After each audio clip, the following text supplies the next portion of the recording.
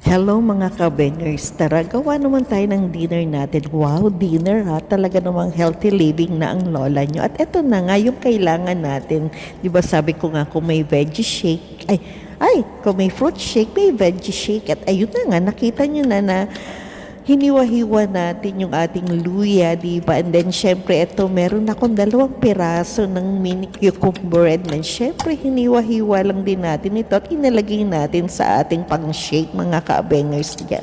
And then, bukod dyan, di ba, naglagay na rin tayo ng 2 tangkay ng ating celery, di ba? At ayan nyo na, alam nyo naman ng celery, maganda rin sa ating heart yan. So, ayan, hiniwa-hiwa ko, di ba? At ayan na ngayong isa pa, mga ka-bangers ko, di ba? And then, syempre, bago ko hiniwa-hiwa yung mga gulay natin, di ba?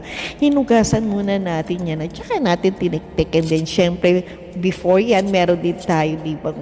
Yung ating leafy vegetables na coriander na ito yung favorite ko kasi gustong gusto ko yung lasa niya, yung parang hindi mo masabi na mapakla or what, di ba? At ayan, siniksik ko na nga mga ka-abengers ko, di ba? And then meron din tayong pinigang lemon, di ba mga ka-abengers? So yung kalahati lamang ng lemon yan kasi ayoko naman ng medyo maasim, di ba? And then syempre ito, malamig na tubig yan ha, nakalagay lang sa sa thermos, pero ito ay malamig na tubig. And then, syempre, ayan na nga, ready na tayo para sa ating pag-shake, mga ka-bangers ko. At ayan, todo nga, di ba talagang kitang-kita, di ba kung paano naging smoothie or shake yung ating mga vegetables ko yan. Napakasarap ito, sulit ito mga ka-bangers ko, kahit sa loob ng 1 linggo, gumamit ka nito or 3 to 4 times a week, di ba? Okay na okay. Yan talaga naman pong balanced diet na ang magiging dating natin yan.